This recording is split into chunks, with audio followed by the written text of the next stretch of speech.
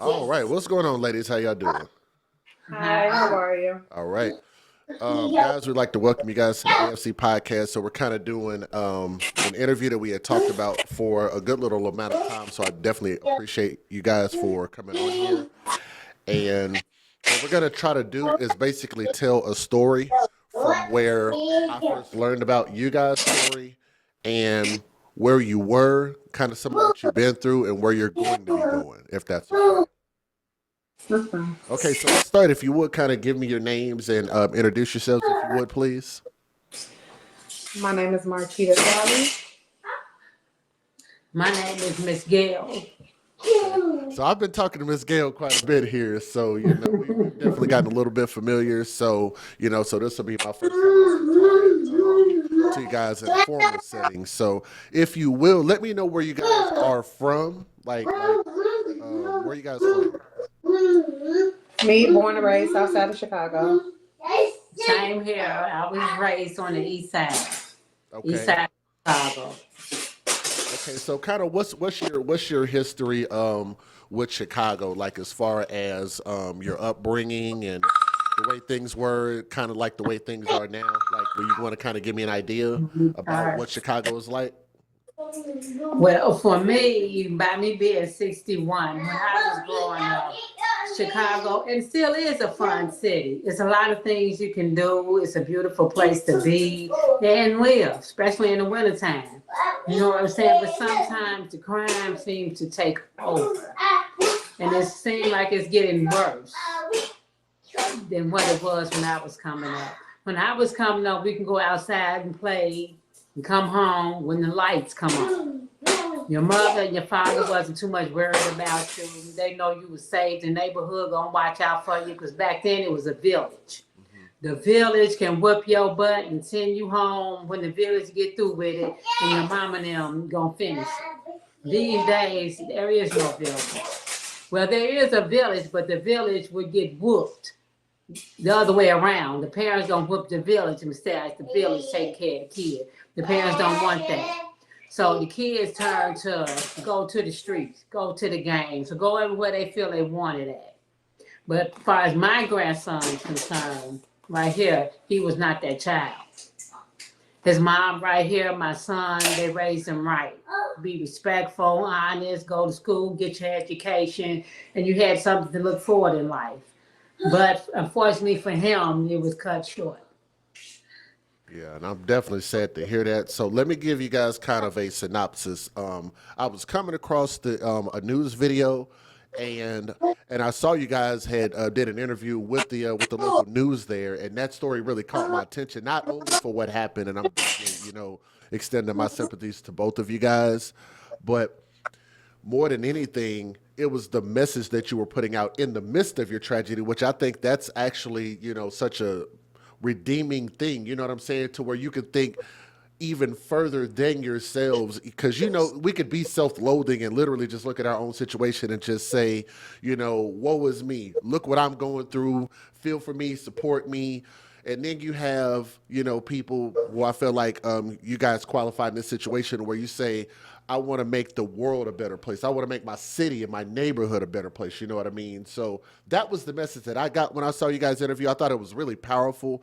And more than anything, the thing that really caught my attention was the fact that what we're going through in this political world, which is, I think, doing a huge disservice not only to the state, the city of Chicago, but more specifically, certain areas, mainly the South Side, because that's mainly what I hear about. How do you guys feel about that?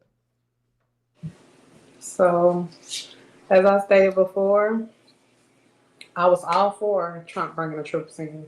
If that's what's going to get us to see our kids a little longer, however longer we can get, I'm with it. I'm for it all.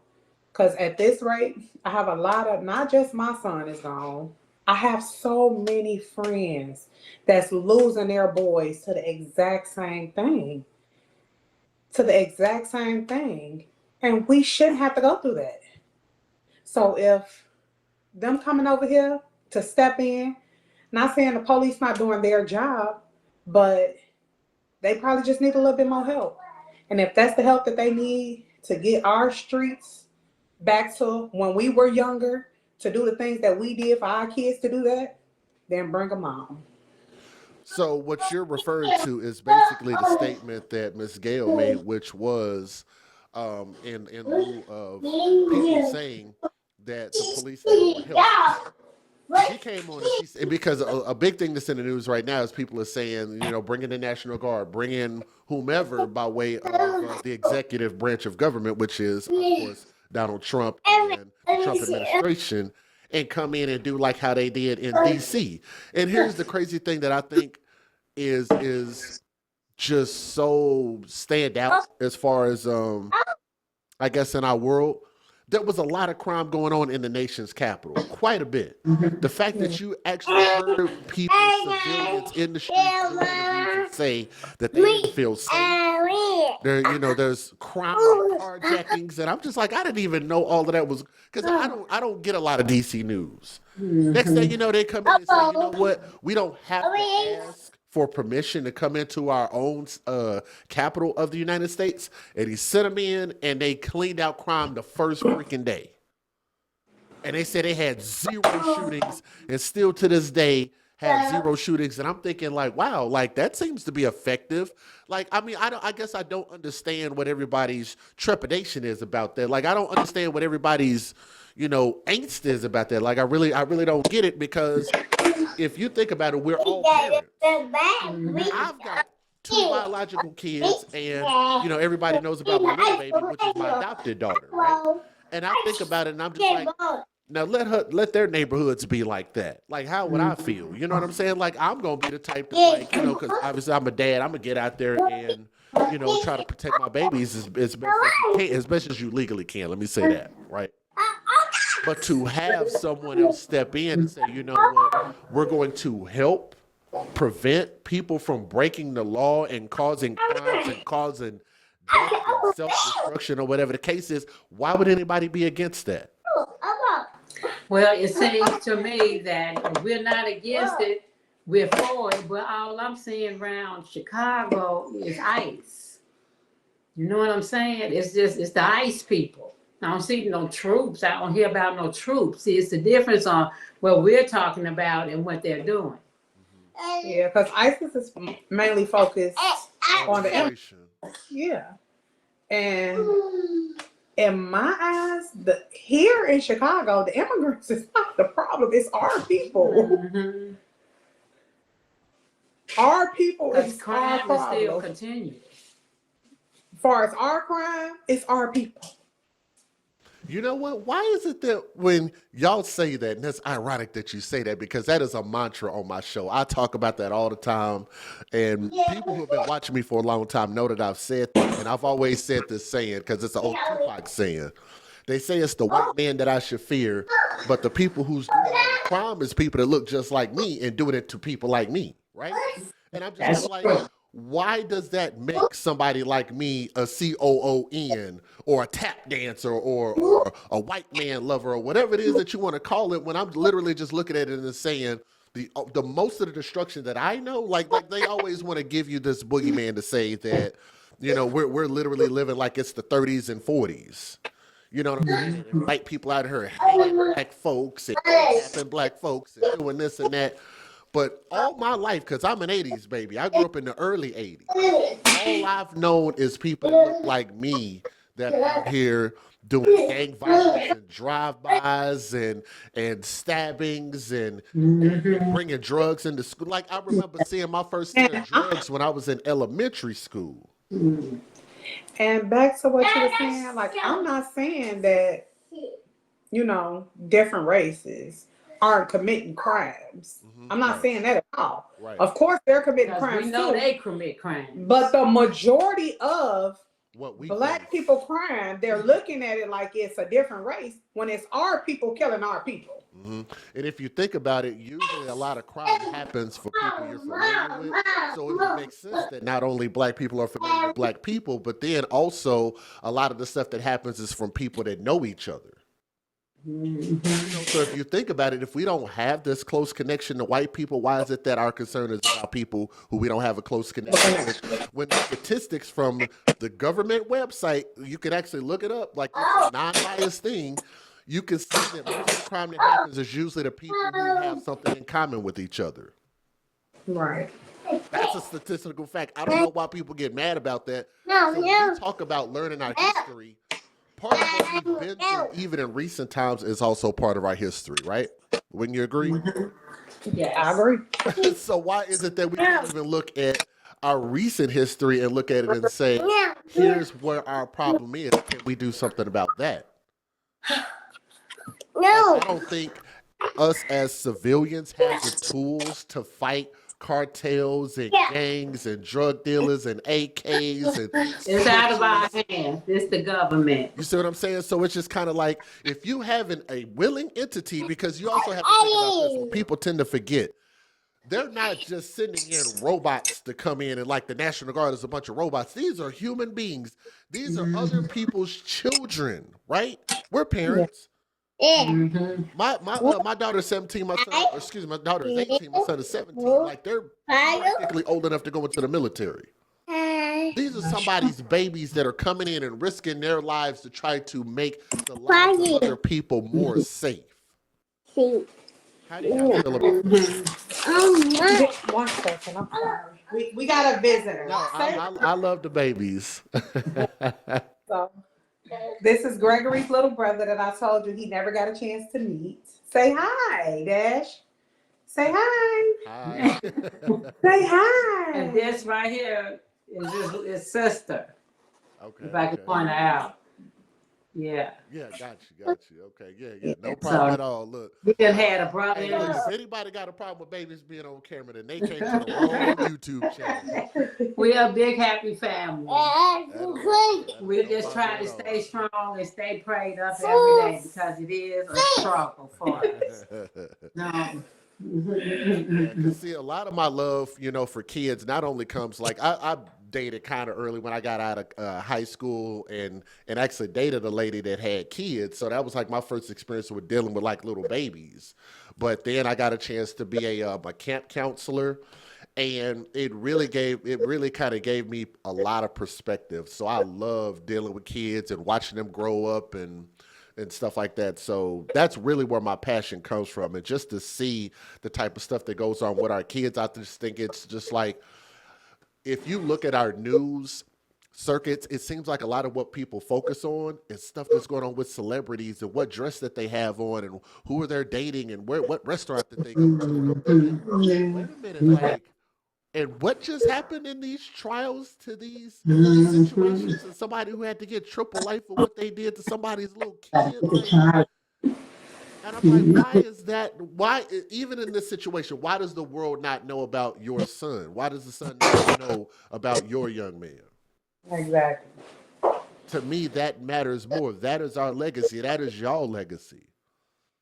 And that's what matters, like, I don't know. I guess, and that's a lot of the reason and motivation for my channel is just because I said, you know what, instead of me looking for somebody else to speak about these things, I want to speak about these things. Right. And that's another reason why, like I told you before, we started the foundation. I do have a shirt on. Yes, please tell me The about Gregory that. B. Wilson III Foundation. So I am doing a Christmas drive this year. We usually do the back to school events. This year I didn't do the back to school events. I had some medical issues going on that I had to get together.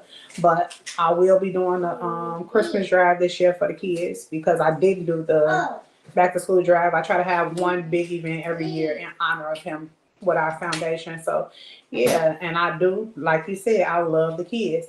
Even growing up, all their friends call me Ma right now to this day.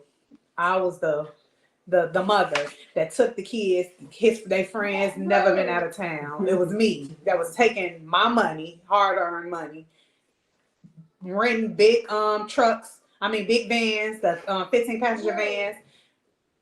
Bring y'all friends. Marquand, you bring this amount of friends. Gregory, you bring this amount of friends, because it was just them two at the time. And we gone. I'll take them to Wisconsin Dells. We've went to Vegas. Like I've took them, like my kids have been everywhere. Like they weren't the type of kids to have to hang outside or look for love elsewhere in the streets. Because I made sure that I poured into my boys. Please tell me, where can we find information to either contribute, to look at what you guys have set up? Like, where do you find it? So I'm just now getting, everything off the ground. So my Facebook page is my name, Marquita Sally, of course, on Facebook. And then I am M Sally 2910 on Instagram. If somebody is looking to contribute or whatever on Instagram, they can reach out either way. Just send me a DM or inbox on either or, and I'll give them the information for everything. Okay, because I'll make sure and post it on the same video that we're watching right now. So I will do it like in an edit and post it down there so people can clearly see it, clearly follow it. We'll have links that people be able to click on. Super simple. Because I feel like every single person that sees it, that's just an opportunity for somebody to be able to contribute. Yeah. What I want to do. We can definitely go deeper into this. Like, is there anything that you guys kind of want to share as far as what you guys' experiences have been? Like, what's life like, and like, where would you like to see Chicago life going forward? I just want our babies to be able to at least have babies of their own and get a chance to live a life like I've lived.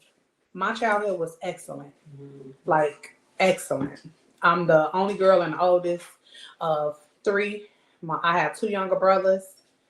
And when I say my childhood has been excellent, my mama did a phenomenal job at raising us and taking care of us by herself. She was a single mom. So I just feel like these kids deserve that, the chance to live a life and bless you. I'm sorry, bless you. Yes, but have a chance to, live their life. And like I say on Facebook all the time, this little baby back here, I feel like he really saved me after Gregory. I actually got pregnant, found out I was pregnant a month after Gregory had passed with the baby. And he has brought me joy. Like, my heart had a empty hole in it, bad. Because first I lost my mom, then I turned around and lost Gregory. We all lived in the same household. My mama, me, Gregory, my other son. And once we lost my mama, that was hard. It was just us. Gregory, your oldest child is like your best friend. That was my best friend, literally. Like, we talked about everything. Literally a week before he passed, he was like, "Ma, you know what? You should have another baby." Because they sister lived in Memphis so far, they wanted to be around her all the time. They dad had another baby, a daughter, and she lived so far away. Right before he passed, a week before, literally, my son told me, "Ma, you should have another baby." I'm like, "Boy, you should have the baby. I should be a grandma." Because at that, he was 16 at the time.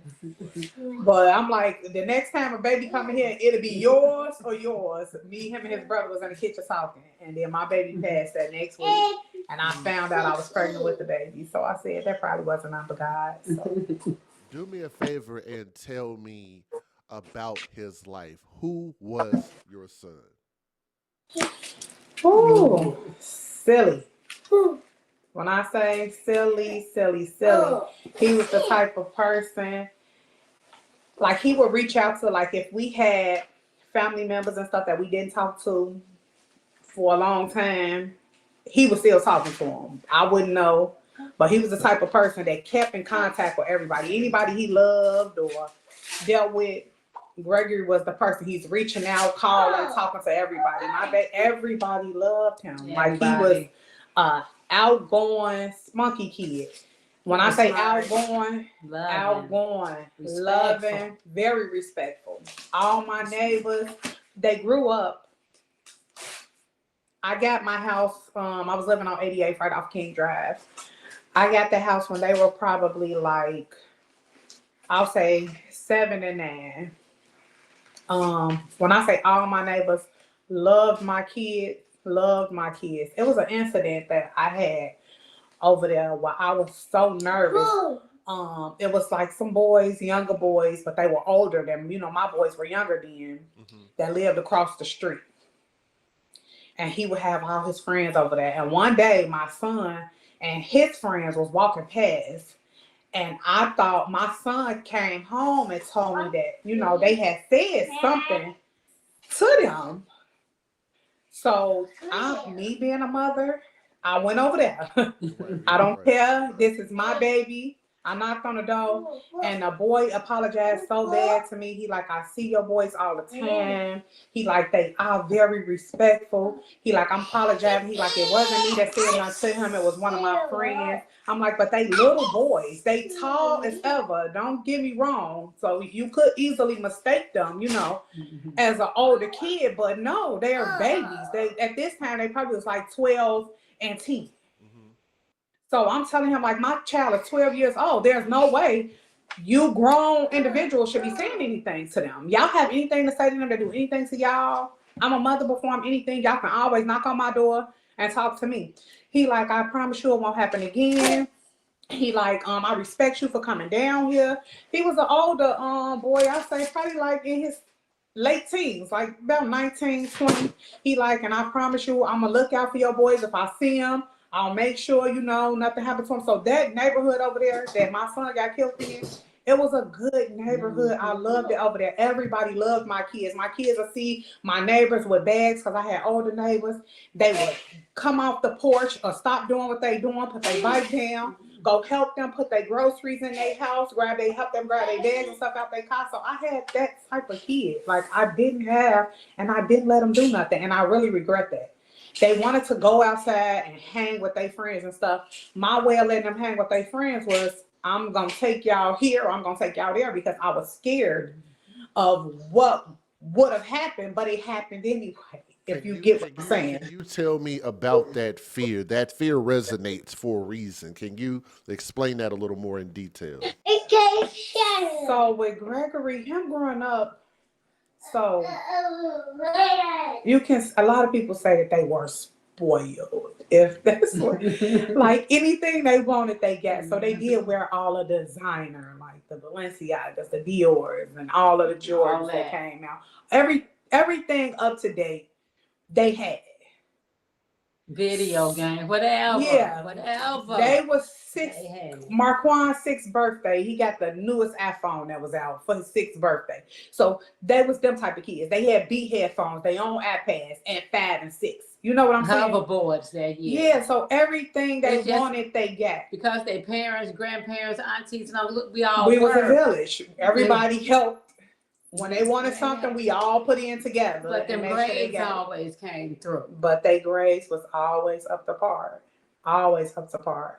Never was it an incident where, I had incidents where I had to go to the school, but that was my fear with Gregory. It was always something with him and other males where he did used to get into incidents. Like I said, he was a boy. Like, so he would do the fighting sometimes. It wasn't an everyday thing. Like, this is what he did, like fight. But every now and then you'll have some boys that look at him, and I feel like in my eyes it was jealousy, because when I come up to the school, you will see it's a kid that was basically less fortunate. So do you feel like there's a big dynamic between the haves and have-nots in a manner of speaking? A very big dynamic. A very big dynamic. Like I said before, that last incident when he was in 8th grade, and the boys said they was going to jump on my child. And I went up there to wait for him to get out of school. I called the police and stuff after the incident. And the police was like, well, where's your son? Because I made him walk his god sister around the corner to her house. And then I told him, you come right back because I'm waiting for the police to come. So when he was walking up, the police was like, well, that's why they mad at him. Look at him. Your son fresh as ever. Yeah, please explain that part. That's kind of important. So I told you, one of his friends had called me and was like, Ma, I just want to let you know some boys planning on jumping on Gregory tomorrow when he get to school. So I'm like, why Gregory? He like, Gregory not gonna tell you, but I'm calling and I'm telling you myself. Wow. Because Gregory felt like he had it under control. Like I said, he was that kid. Like, it is what it is. I'll take care of whatever I need to take care of. So I left work early that day and I stood outside and waited for him to come out.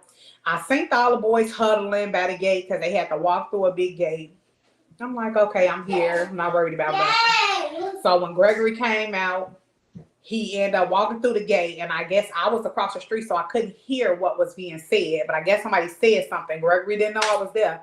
And when I seen him turn around and start walking back towards the crowd, that's when I ran across the street. And I'm like, no, we're going to defuse this, whatever. If y'all going to fight him, y'all going to fight him one-on-one. But one of the little boys, particular, my son, I was looking for a pair of Jordans that I had bought him. I could not find them shoes anywhere. And I'm like, what did he do with these shoes? Yeah. This the kind of kid he was. This in reference to the kind of kid he was. I'm like, where is these shoes at? I haven't saw them. We bought these shoes. Like, where are they? And this same little boy that's out here with these other boys trying to jump on my son gave that little boy a brand new pair of Jordans that I paid $250 for and told me, if I'm hanging with somebody and I'm dressed and looking like this, I cannot have a friend of mine outside looking with the shoes that he had on. That's the kind of kid he was. So you took a brand new $250 pair of shoes that I spent my hard-earned money for and gave it to a friend that you thought was a friend. Mm-hmm. So that's the kind of kid he was. He would give you the shirt off his back. If my baby messed with you and liked you and loved you, he would give you the shirt off of his back. And I couldn't even be mad at him. He literally did. He literally did this. And he was in 8th grade. Mm-hmm. This is an 8th grader. You don't hear too many stories about 8th graders giving you the shirt off their back. It's usually as you get older, you learn those qualities in life. My son had these qualities at a young age. So I can only imagine the phenomenal adult he would have been if he would be here right now today. Yes. The shirt off his back. So the police gets there. After the event, I call the police because I want parent conferences with all of the parents because I want to know what's the problem. But when my son was walking up the block, the police looked at my baby. And mind you, they wore a uniform, but it's just the way he put it together. His shoes and everything. The police was like, look at him. If I was in his grade and I was a little boy, I'd be jealous and mad at him too. Your son, These are officers saying that. the officer said that to me. He said, this your son? How do you view that? Do you view that as an issue, as a problem? Because as a That's a dad, as problem. man, I do, definitely. That's a problem. That's a problem. And I'm the type Because it's of almost person, giving credence to say this is why this is happening, as opposed to maybe giving something as a preventative measure or doing something in And their in my job title head- to prevent that. Like in that's my a head, terrible I- mindset to think that over material things we're going to be jealous, we're going to fight, we're going to hurt people over material things. And I feel like that stuck with me. I swear, I feel like with him saying that, it just stuck with me. So anything that went on with him in my head was like, oh my God, is it because of this? Because he have all of this, or because I'm study buying all of this? Maybe I need to stop buying. But then I think about it, like, why should I stop buying for my kid because other people don't have for his safety? So it was like a battle with myself at one point. Wow. Look, I have a very special brain, and I'm gonna definitely try to keep the conversation going because, like I said, I don't want to give too much. It's more than anything, my job here is to try to just get you guys' perspective. So I don't want to go too far off on a tangent. Y'all seen some of my videos and y'all know I have a tendency to do that. So I'm gonna try my best not to do that. So let me ask this because I know it's a little bit difficult, probably more than I know, to talk about. What exactly led up to this incident that ultimately claimed the life of your son? What precipitated it? What led up to it? So, he's the boy is incarcerated at the time, but we're still waiting. We haven't had justice yet, as of yet. So we can't talk too much about too much or nothing. Maybe after we have our trial and all of that, I don't want to say nothing and it, affects the judgment of the judges and all of that when it's time to give a verdict. Okay. So maybe we'll do another podcast as soon as that's over with, and then we can lay it all out on the table. Okay. So maybe in general speaking, would you say this thing? My son was behind our house. I was in the house with a bowl of cereal. Mm-hmm. I was actually getting I had another car that was in my garage. I had somebody over there trying to see what was wrong with the car and possibly get the car fixed. The guy had left and took the battery to get the battery swapped out so that we can, test them. Gregory was back there with me in the garage while the guy was back there with me. The guy left. He I'll be back probably in 2 or 3 hours. So, I was in the house. My nephew was over there at the time. My other son. It was me and Gregory. I was in the kitchen eating some cereals. I didn't know Gregory had left out the house or anything. I was eating cereals and then I heard gunshots and I kind of ducked and I'm like, what is this? They shooting right here? Because it was rare. We didn't really hear gunshots where I lived. I heard them every now and then, but it wasn't regular and it was close, the gunshots that I heard. So it was basically y'all, get down, get away from the window.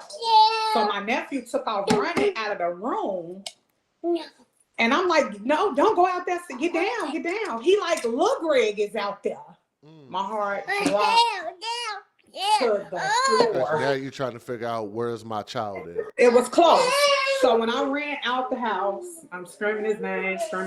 I'm Gregory, Lil Greg. The instance I didn't hear him responding or anything. Yeah. I knew it was my baby. I walked to the alley and he was just on the ground. He was on the ground and his brother was trying to pick him up. I'm telling them, don't move him. And I called the police and they actually heard the shots because they was in the area. They was coming up the one way and they seen me screaming down the alley. And they pulled over and they got out.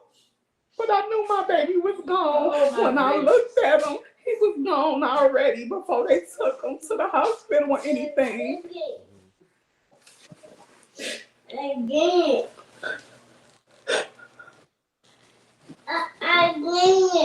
I just hate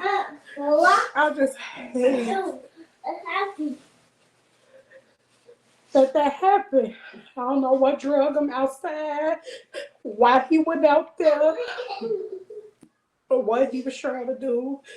Because I know some of that you might not even be able to talk about, and I 100% have to respect that because I know in the justice process, I don't want to have you say anything that's going to interfere with justice at all. Because ultimately, that's what I want is I want to see justice in this case, and hopefully that it stands as an example.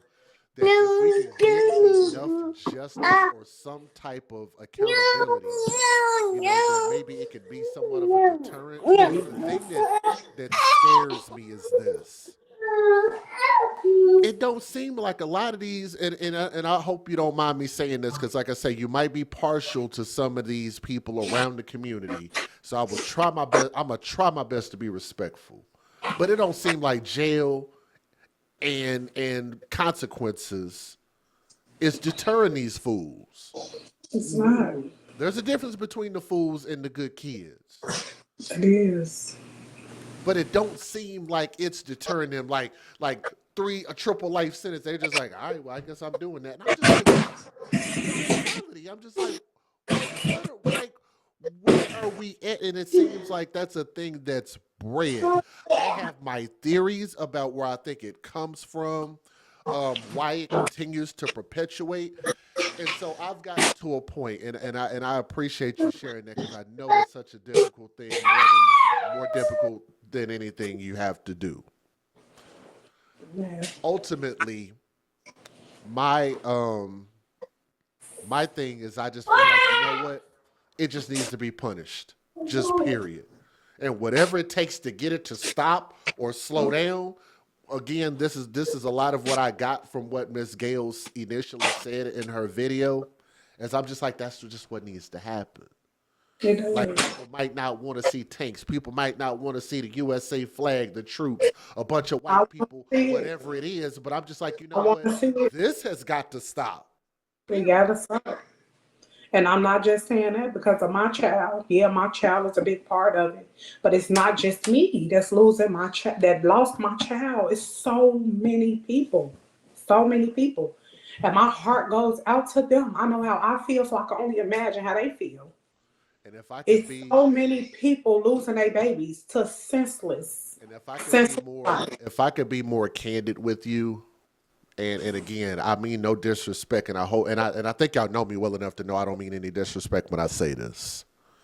This is why I do what I do. This is exactly why I do what I do, because I put out these stories, what I literally title them as cautionary tales, because I'm like, I don't want this to be somebody else's baby, somebody else's child, somebody else's teenager, somebody else's daughter, somebody else's son. Right. This is why it matters. This is why we need this action or this law or these troops or whatever it is, right? Yeah. Because I don't want to turn on the news and be like, oh crap, here's another situation. This is where it could have mattered. I'm to the point where I don't even look at the news no more. And I'm finna be done with social media because it seems like this is where it's leaving the news, and now social media is where you find out everything. It's just like depressing at this point. Yeah, All day on social media, this person is dead. RIP to this person. RIP to that person. It's like enough. My is never friend's enough. son just got shot and killed like 3 weeks ago. I spoke to you about it. You did. You know, I literally was just like, come on, like you gotta be, like it just doesn't even seem real sometimes.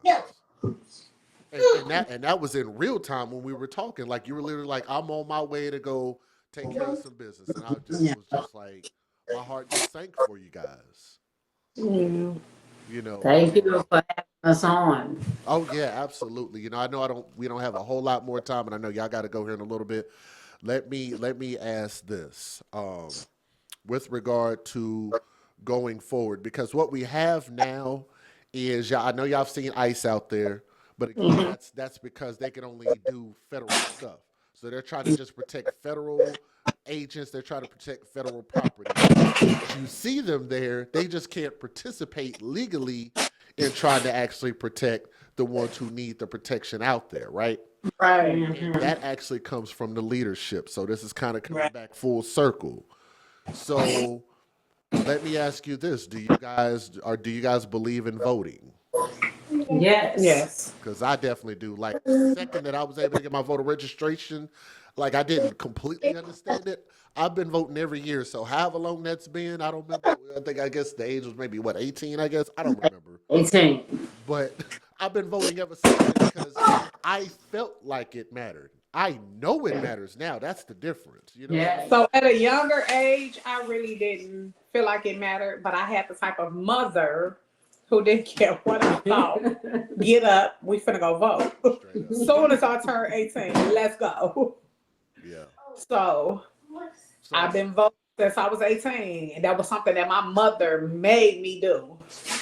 Let me ask you this, just your personal opinion, and it got to be a right or wrong answer. Just do you feel like the national voting matters more, or does the local voting matter more to you guys? I feel like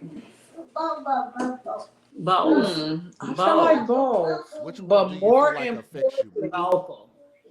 more importantly, I feel like the local matters, and a lot of people don't do local.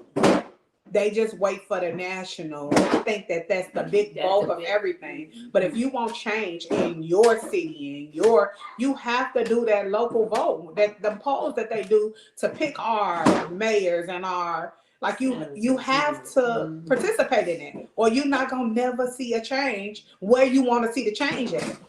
Because both you guys are at a seasoned age, if I could say that respectfully, where you've seen a good amount of time over decades where voting for certain groups, voting for certain people, voting a certain direction, like kind of where that leadership has gone. Like, let me ask you guys this: like, would you be open minded? You know, like I know as a whole, maybe people aren't. But even for me, when I moved to Texas from Oklahoma, my perspective changed.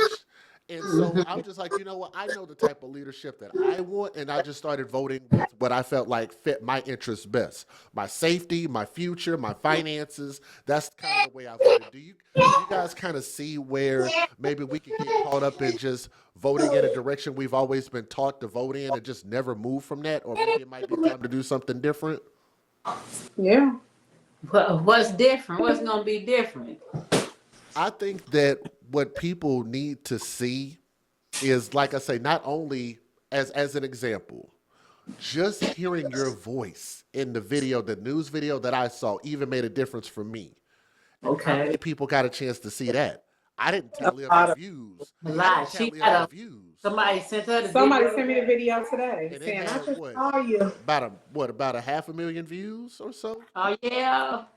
Oh I'd have to man. go back and look. It might be more than that, but I'm thinking even that message, that poignant message, mattered. And people saw it, and maybe it might cause, because to be honest with you, I feel like the most powerful voice in the black community right now is actually our sisters. Yes. Yes. People are listening to y'all. People are watching you. To be Yes. honest, it seems like because of the household dynamics, you guys are actually more of the heads in those situations, so people tend to listen a little bit more. You know, so I feel like even with changing a voting pattern or speaking on Okay. people have never heard people like, wait a minute, like you're thinking about doing what?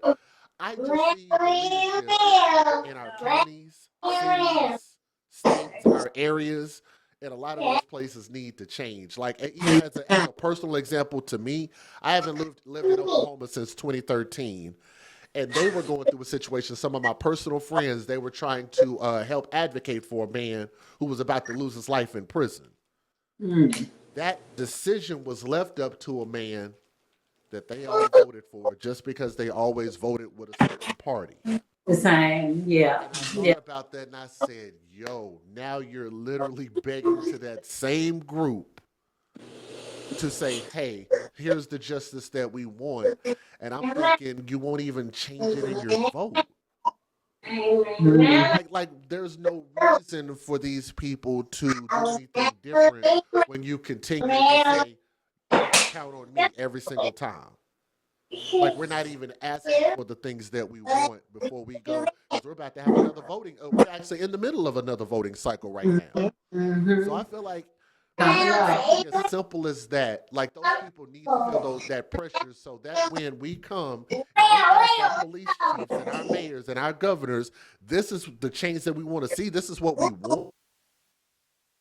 If they don't feel any pressure, if they just continue to just keep getting our vote just because They used that's to get that's what they're used to, I don't yeah. see any reason for them to do anything different, or we'll continue to keep getting the same result. I know, like I say, that's going into a lot of politics, but at the same time, I feel like those politics affect how we live every single day. Yes. at home, just our neighborhoods, our apartment complex, and our schools. Yes, definitely. I, Y'all stay. I like this ain't the right platform to go into this, but I can tell you some of the crazy stuff that these fools be voting on when it comes to the schools and bathrooms, and I'm just like, wait a minute, like, They I mean, just started special education. my mom taught for what 44 years. So I could even speak to the schools. And again, these are all school age kids. Your son, school age kids. You know what I'm saying? And that's really where my heart is because I want to see change that and make it to where things can just be safe for them, and they have an Right. opportunity to grow up and do something greater than just grow up. Right. Those voices, those minds. He was a love child. He's a smart kid, and people clearly gravitated to him. And I can only imagine what that young man might have been able to accomplish if given the Oh, opportunity. Yeah. it would have been some great things happening for him.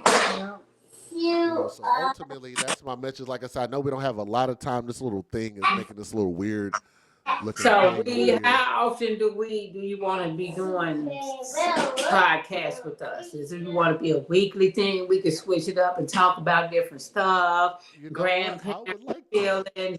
We might could take this thing on the road.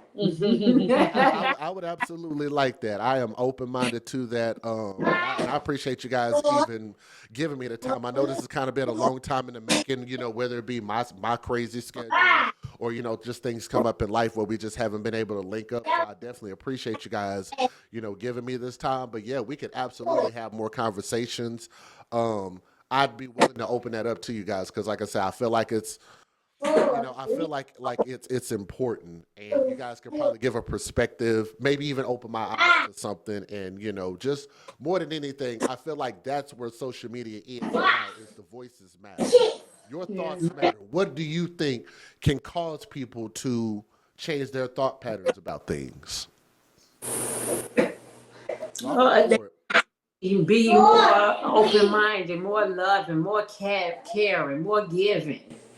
In this day and age, the government, the president, all these things, ICE, these agents, everything is just crazy out here. So we just need to stay prayed up, put it in God's hand, and just step aside and continue to live how we live it. Everybody just feel like everybody is against them. Yes. I feel like that's everybody's. All the younger generation, their mentality is like, they have no respect. the world is against me. Everybody is against me. Somebody look at you, oh, you trying to get me. You trying to get me. People go off emotions nowadays. Absolutely. They go off emotions. You're not thinking it out thoroughly about the consequences after your emotions. What happened to my grandson is hard for us every day. She was just crying, telling the story. She was fine at first till it got to that part where she seen her son. You know what I'm saying? The guy was leaving work and got the call. So it affects all of us in a different way because all of us we were somewhere at around 6:30 is when I got the call because I was clocking out. Yeah.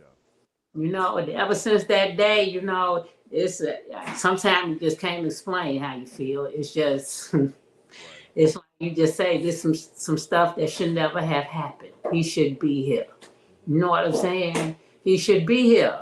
Ain't no reason for that. If y'all wanted to fight or jump on the boy, hell, you could have got in the car and thumped the shit out of him. But guess what? You couldn't. Because he was going to fight back regardless. That's what's wrong with these youth. They don't fight. I remember back in the day when I was coming up, boy, you fight head up, one-on-one. Did a whole lot of fighting. Nowadays, people, they scared to get beat up. Yeah. You want to come back and you want to shoot innocent people. You want to kill kids, women, all kinds of stupid stuff.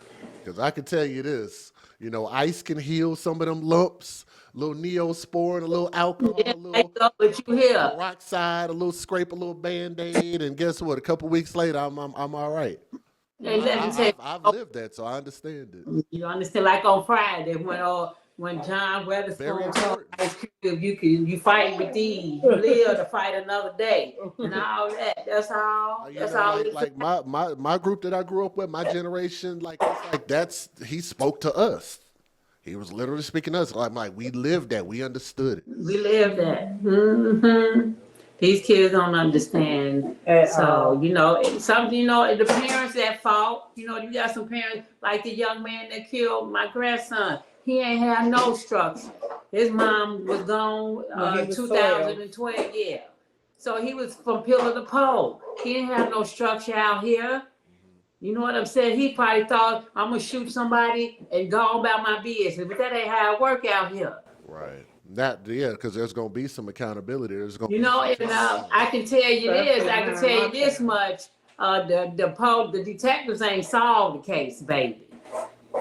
The mama solved the case because the people was out here talking and telling. And So they called her, telling her what's going on, and she calling the people. That's another important point. And you asked, like, what could this change?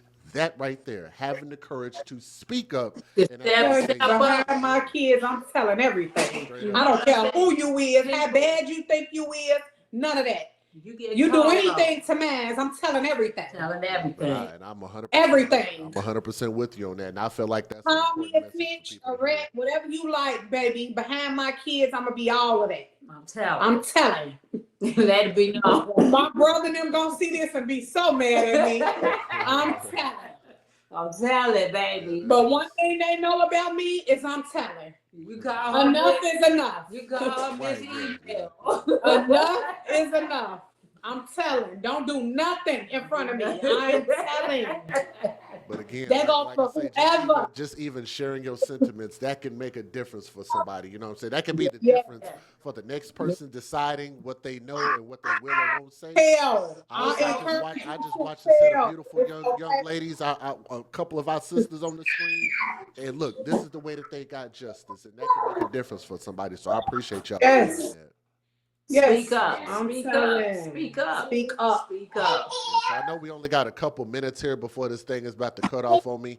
Do you want to kind of give your closing thoughts? And again, like make sure you share your organization, your platform, please.